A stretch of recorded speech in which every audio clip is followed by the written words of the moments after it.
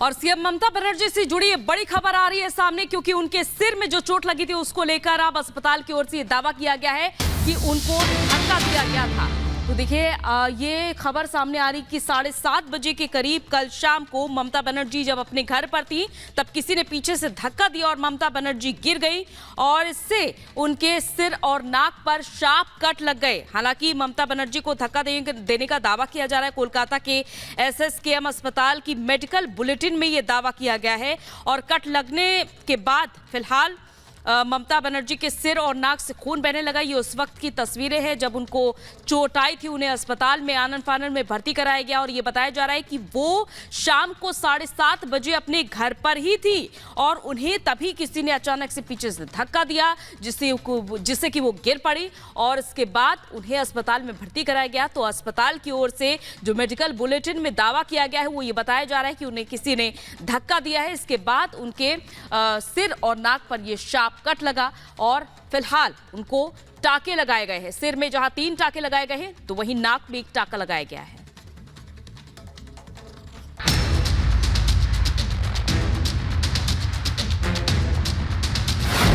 पश्चिम बंगाल की मुख्यमंत्री ममता बनर्जी हादसे का शिकार हो गईं। टीएमसी की तरफ से जो तस्वीरें जारी की गईं उसमें साफ देखा जा सकता है कि ममता बनर्जी के माथे पर गहरी चोट लगी है। चोट लगने के बाद ममता बनर्जी को एसएसकेएम अस्पताल में भर्ती कराया गया, जहां एक्सपर्ट डॉक्टरों ने इलाज के बाद सीएम ममता को घर भेज दिया। लेकिन एसएसकेएम अस्पताल के डॉक्टरों ने मेडिकल बुलेटिन में जो दावा किया वो बेहद हैरान करने वाला है। सीएम ममता बनर्जी के मेडिकल बुलेटिन में दावा किया गया है कि उन्हें पीछे से धक्का दिया गया। With a history of fall within the vicinity of our home due to some push from behind.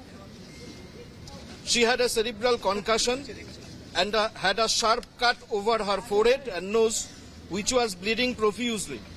डॉक्टरों के साथ ही ममता बनर्जी की भाभी भी धक्का देने की बात कह रही हैं।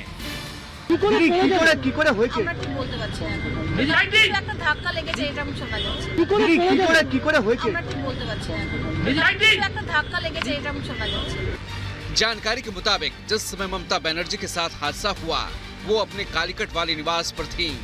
एक मुख्यमंत्री के घर की सुरक्षा भी काफी चाक चौबंद होती है। ऐसे में ममता बनर्जी के ये घाव कई सवाल खड़े करते हैं। सवाल ये कि आखिर मुख्यमंत्री ममता बनर्जी को किसने धक्का दिया? सवाल ये कि घटना के वक्त सीएम के सुरक्षा गार्ड कहां थे? सवाल ये कि सीएम आवास के अंदर सीएम को कौन धक्का दे सकता है? सवाल ये भी कि अगर किसी ने धक्का दिया तो क्या उसे किसी ने नहीं देखा? लोकसभा चुनाव पास हैं। ममता बनर्जी रोजाना राजनीतिक कार्यक्रमों में शामिल हो रही हैं। ऐसे समय में सीएम का सुरक्षा घेरा काफी मजबूत रहता है। घर हो या दफ्तर, पार्टी ऑफिस हो या जनसभा, हर जगह सीएम की सुरक्षा का खास ख्याल रखा जाता है। लेकिन 14 मार्च की देर शाम ममता बनर्जी को उनके ही आवास पर किसी ने धक्का दे दिया। वो बुरी तरह घायल हुई। सीएम आवास से लेकर पूरे प्रशासनिक अमले में खलबली मच गई। रिश्तेदार और पार्टी कार्यकर्ता एसएसकेएम अस्पताल की ओर दौड़ पड़े। सभी को चिंता थी तो सिर्फ दीदी के स्वास्थ्य की। इस अफरा तफरी के बीच सीएम ममता बनर्जी का खून बहता रहा। वो तो भला हो डॉक्टरों का जिन्होंने वक्त रहते इलाज शुरू कर दिया और घटना की वजह भी बता दी। With a history of fall within the vicinity of our home due to some push from behind. She had a cerebral concussion and had a sharp cut over her forehead and nose, which was bleeding profusely. ये कोई पहला मौका नहीं था जब पश्चिम बंगाल की CM Mamata Banerjee को ऐसी गहरी चोट लगी हो। 2021 के विधानसभा चुनाव के वक्त भी ममता हादसे का शिकार हुई थी। नंदीग्राम में विधानसभा चुनाव के लिए नामांकन दाखिल करने के दौरान दीदी के पैर में चोट आई थी, जिसके बाद कोलकाता के इसी एसएसकेएम हॉस्पिटल में 3 दिनों तक उनका इलाज चला था। मां, माटी और मानुष की बात करने वाली ममता बनर्जी ने उस समय जनता के लिए व्हील चेयर पर बैठकर चुनाव प्रचार किया था और खेला खूबे का दावा किया था। फिलहाल टीएमसी के आम कार्यकर्ता से लेकर पीएम मोदी तक सबने ममता बनर्जी के अच्छे सेहत की कामना की है। प्रशासन सीएम की सुरक्षा में इस चूक से हलकान है। मामले की जांच हो रही है और सभी ये जानना चाहते हैं कि आखिर सीएम को किसने धक्का दिया। वहीं टीएमसी के दिग्गज नेताओं ने हादसे की वजह पर चुप्पी साध रखी है। Bureau report, Republic Bharat.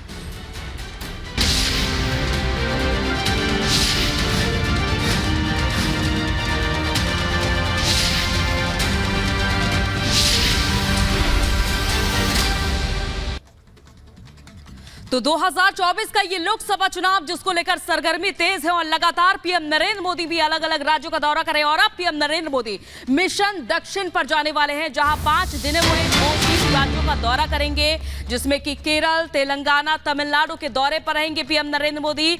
और इससे पहले भी देखा गया है कि जहां पीएम नरेंद्र मोदी अलग अलग राज्यों के दौरे पर रहे तो मिशन दक्षिण पर भी रहे और एक बार फिर से पीएम नरेंद्र मोदी मिशन दक्षिण पर नजर आएंगे, जहां अलग अलग राज्यों का दौरा करेंगे। और कल ही जहां पेट्रोल डीजल के दामों में भी कटौती की गई है, यानी कि 2 रुपए सस्ता हो चुका है पेट्रोल डीजल, तो वहीं तेलंगाना, केरल और तमिलनाडु को क्या बड़ी सौगातें देंगे, ये फिलहाल देखने वाली बात रहेगी। कई सार्वजनिक कार्यक्रम में पीएम नरेंद्र मोदी हिस्सा लेने वाले हैं और जाहिर तौर पर 400 पार सीटें जीतने का जो लक्ष्य है बीजेपी का, उसमें पूर्व और दक्षिण में अपनी पकड़ मजबूत करने की भी कोशिश में बीजेपी जुटी हुई है।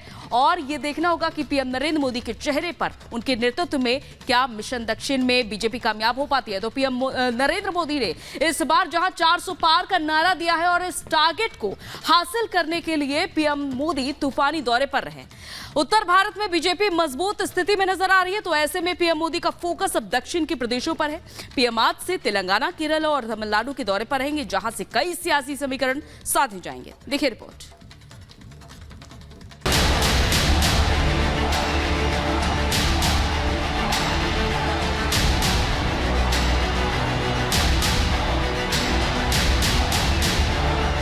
अब की बार 400 पार, अब की बार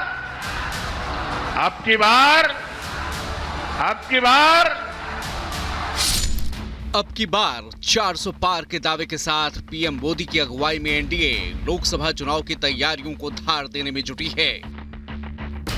400 सीटों के दावे को अमली जामा पहनाने के लिए बीजेपी राज्यवार सियासी समीकरणों को साधने में कोई कोर कसर नहीं छोड़ रही। पुराने साथियों से हाथ मिलाना हो या विपक्ष के दलों में सेंध लगाना, हर मोर्चे पर बीजेपी सफलता हासिल कर रही है। बीजेपी ने इस बार अपने लिए 370 और गठबंधन के लिए 400 सीटों का टारगेट रखा है, जिसे हासिल करने के लिए हर मुमकिन कोशिश की जा रही है। मोदी सरकार की योजनाओं और उपलब्धियों को जन जन तक पहुंचाने के लिए बीजेपी के कार्यकर्ता बूथ स्तर पर एक्टिव हैं। वहीं पीएम मोदी खुद तूफानी दौरे कर रहे हैं, विकास योजनाओं की लगातार मेगा सौगात दे रहे हैं। पीएम मोदी आज से दक्षिण भारत के 3 राज्य तेलंगाना, केरल और तमिलनाडु के दौरे पर रहेंगे। सुबह 11 बजे पीएम मोदी कन्याकुमारी में रैली करेंगे। दोपहर 2 बजे पथानामथिट्टा में भी पीएम की रैली होगी। शाम 5 बजे मल्काजगिरी में पीएम मोदी का रोड शो होगा। वहीं 16 मार्च यानी कल पीएम तेलंगाना के नगर कुर्नूल में सार्वजनिक बैठक में शामिल होंगे। वहीं 17 मार्च को टीडीपी और बीजेपी की सार्वजनिक बैठक में भी पीएम मोदी हिस्सा लेंगे। प्रधानमंत्री नरेंद्र मोदी का दक्षिण भारत के राज्य तमिलनाडु, केरल और तेलंगाना का दौरा बीजेपी के सपने को साकार करने के लिए बेहद अहम है। 2024 के लोकसभा चुनाव में अगर बीजेपी को अकेले 370 पार जाना है तो उसे दक्षिण के राज्यों में ज्यादा से ज्यादा कमल खिलाना ही होगा। आंकड़ों पर नजर डालें तो तेलंगाना में लोकसभा की 17 सीटें हैं और 2019 में बीजेपी को 4 सीटें मिली थीं, जो कर्नाटक के बाद किसी भी दक्षिण भारत के राज्य में बीजेपी के लिए सबसे ज्यादा है। तमिलनाडु और केरल में बीजेपी के सामने कठिन चुनौतियां हैं। हालांकि केरल में सद्भाव यात्रा के जरिए मुस्लिमों और ईसाई वोटों तक पहुंच बनाई जा रही है। केरल में कांग्रेस और लेफ्ट एक दूसरे के खिलाफ लड़ रहे हैं, तो ऐसे में बीजेपी के लिए जीत के मौके भी बन रहे हैं। फिलहाल पीएम मोदी विकास और आस्था के मुद्दे को लेकर जनता के बीच जा रहे हैं। रामलला की प्राण प्रतिष्ठा से पहले भी पीएम दक्षिण के मंदिरों में गए थे। ऐसे में माना जा रहा है कि भक्ति पथ पर चलते हुए पीएम मोदी इस बार दक्षिण की जनता को अपने साथ जोड़ने में सफल हो सकते हैं। Bureau report, Republic Bharat.